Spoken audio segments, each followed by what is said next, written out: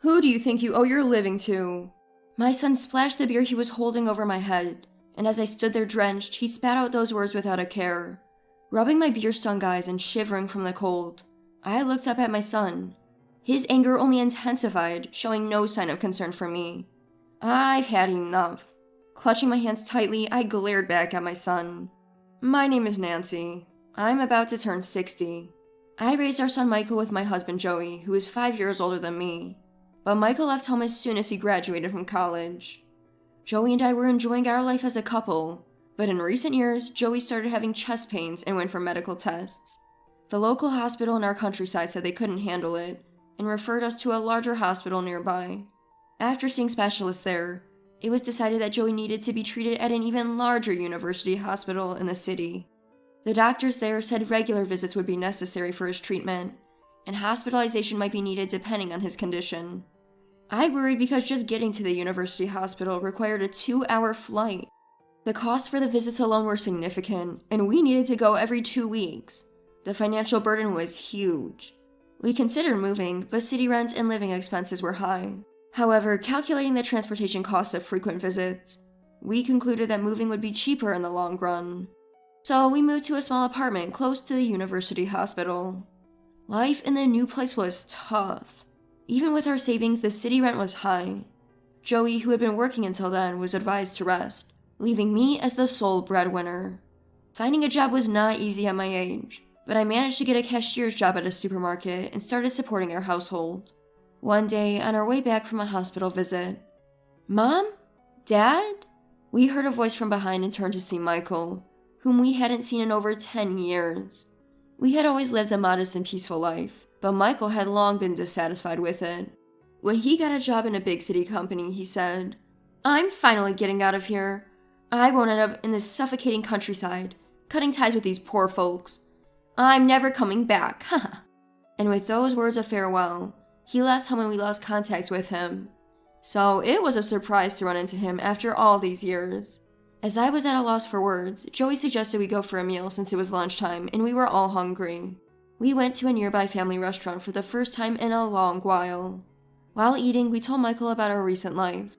"Please let me live with you," he said. We were shocked by the sudden request, but then Michael explained. He had had frequent conflicts with his boss at work, and after a recent altercation, he quit his prestigious job on the spur of the moment and was now looking for a new one. He ran into us by chance and asked to stay. Seeing Michael struggling and asking for help, we decided to let him stay, on the condition that he pays half of the rent and utilities. At the end of the month, after taking Joey to his regular checkup, I returned home to find Michael just back from job hunting. "Michael, the rent and utilities are due soon. Can you give me your share for this month?" But he didn't respond. Thinking he didn't hear me, I asked again, only to be told he had no money, and wanted to skip this month's payment. Since we were also struggling financially, I insisted on the agreement. "That's so annoying." And Michael, annoyed, threw $50 at me and muttered under his breath. I couldn't help but be surprised at the act of throwing money at someone when they didn't have enough money, but Michael persisted in a voice that was barely audible. "Annoying," and "poor people," frightened but determined. I asked him about the shortfall, to which he shouted, "Greedy, I'll pay the rest later," and stormed out of the house. As expected, that month Michael only paid the $50 he had initially thrown. This was far from our initial agreement, and we were already not living comfortably, so our financial situation became quite strained. But in the following months, the same pattern continued. Michael would refuse to pay, claiming he had no money, and occasionally threw a few dollars at us whimsically. Despite not paying rent or utilities, he ate more than anyone, stayed up late using electricity, and took longer showers than anyone else. Living with him more than doubled our living expenses. We reached our limit and tried to kick him out for not keeping his promise. But whenever we tried, he would kick furniture, mimic punching, and just become uncontrollable. Michael was big, and neither Joey nor I could restrain him. Once he got angry and violent, he would stay in a bad mood for a while, easily set off again by the smallest things.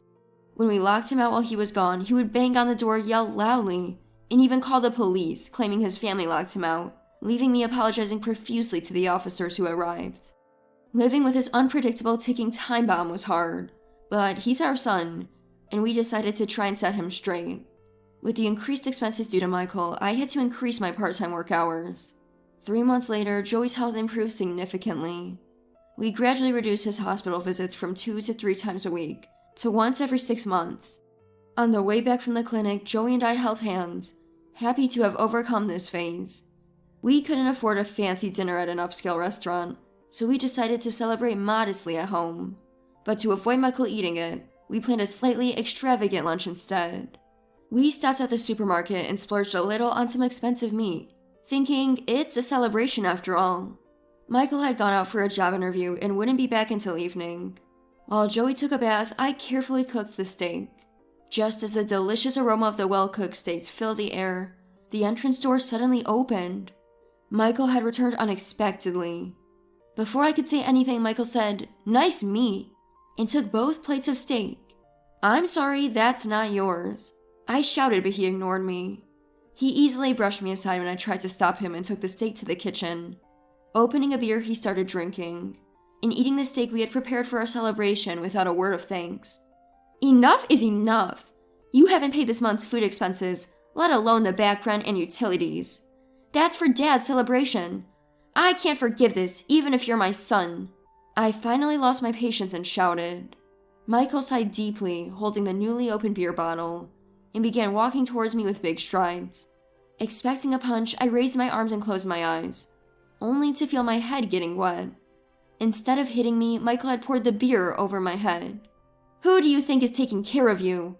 I'm the one looking after Dad during the day so you can work, right?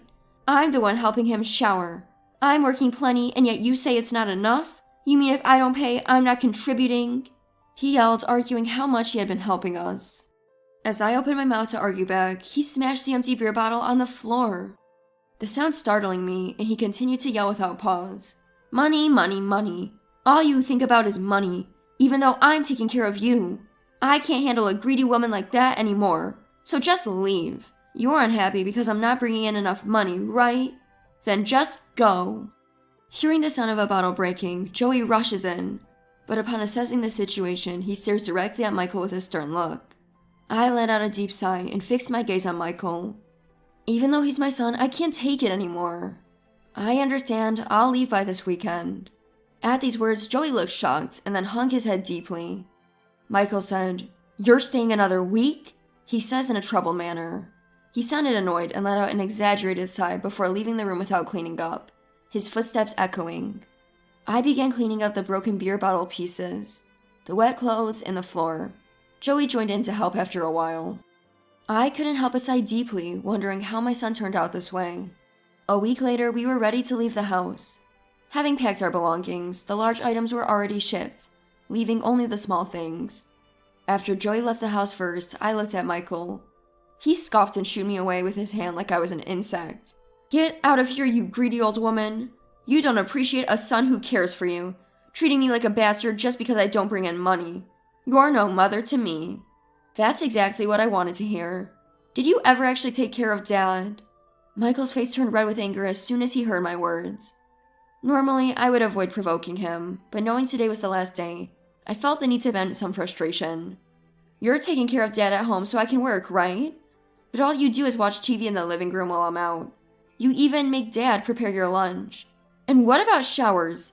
Don't tell me you're calling it caregiving when you just put Dad in the shower and play mobile games in the changing room." That's right, Michael claims to be caregiving, but in reality, he does nothing. It's baffling how he can say that with such confidence, given his indifference towards Joey. Michael yells in response to my words, but it's all vague. He never specifies what he actually does. "I am taking care of him," or, "Thanks to who?" I won't say exactly what I did. Of course, it's Joey and me who prepare the meals. Clean, shop, and take out the trash. The most Michael does is empty the fridge. You're the one who asked to move in, promising to pay utilities and rent. But you didn't keep your promise, bragging about caregiving without doing anything. I tried to kick you out multiple times, but you always got violent, making it impossible to handle you. But this ends today. You need to decide what to do by the end of next month. After that, you're on your own. I can't take care of you anymore. I said this to Michael, explaining his future options, and closed the entrance door in front of him, who looked ready to lash out. In the end, Michael didn't follow me. That night, I received a high-handed message from him asking if I had forgotten all the care I'd given him and saying he would forgive me now if I apologized. Ignoring it led to another message the next morning, calling us deadbeat bastards who abandoned their son. That was it. A month later, I got a flood of calls and messages from Michael. I didn't notice them during work, and they numbered in the hundreds. I was stunned, but decided to answer when he called again. Finally picked up, huh? What's this about not being able to stay in the house anymore? Michael was frantic, repeating he couldn't stay in the house. It's obvious, isn't it? We had a 3-month rolling contract for that house. I told you several times before I left that we weren't renewing it, so you can't stay there anymore. It seems Michael had planned to take over the house and enjoy living alone, but the house was always on a 3-month contract. We rented it temporarily for Joey's medical appointments, and since his condition improved and he needed fewer visits, we ended the contract. It would be unavailable at the end of next month. I repeatedly explained that if Michael wanted to continue living there, he needed to make his own contract. I didn't know that, you tricked me. Don't be silly, I explained several times and left the necessary paperwork for contract change. Anyway, if you want to stay, you need to make your own contract. Otherwise, you need to leave soon to avoid bothering the management company. I said this and ended the call while Michael was still ranting. Despite him being my son, it pained me to see things turn out this way. He was smart enough to get into a big company, so why did he behave like a tantrum-throwing child? 3 days later, I received a message that Michael had left the apartment without renewing the lease. Michael, who had not been job hunting as he claimed, had squandered the salary he saved from his previous job and couldn't afford rent, so he had no choice but to leave. Seeing a message that he was returning home, I panicked and called him. What? You sold the house? It's my childhood home. How could you do that without telling me? That house was too big for just the two of us. You hadn't been in touch for over 10 years since you left, so I couldn't inform you about selling it. We built a large house during better economic times, thinking of Michael and eventually grandchildren. But Michael left and never contacted us again. Likely never to return. So I decided to sell it to a family who needed it more. You should have told me when we were living together. Hey, give me the money from the sale. That's the house I would have inherited after you died, so I have a right to that money, right? Michael's absurd demands only added to my headache. Even if you say it's your inheritance, the house originally belonged to Joey, and now it belongs to another family. We have no intention of leaving anything for you anymore, so we haven't given you our new address and don't plan to. We're cutting ties with you. I could hear Michael speechless and then shouting in anger, but I hung up without a care. Rubbing my aching forehead, I let out a deep sigh. Soon after, Michael was arrested. Despite all the explanations, Michael had gone to the location of our former home and confronted the family living there, demanding, "This is my house! Get out right now!" He seemed to have yelled. I had warned the family about Michael, so they were prepared. They had secured their home and called the police as soon as he tried to force his way in. Michael insisted to the arriving officers that it was his house, and when they tried to calm him down, he got angry and struck one of them, breaking into someone's house, smashing windows, and assaulting a police officer. Naturally, Michael was arrested for several crimes. We brought apology gifts to the family and neighbors, apologizing and asking them to keep our new address confidential. We used the money from the house sale and now live in a small rented house in an unknown location to Michael. It's close to the hospital, with a large park and walking paths, perfect for walks. We plan to live peacefully and mind our health from now on.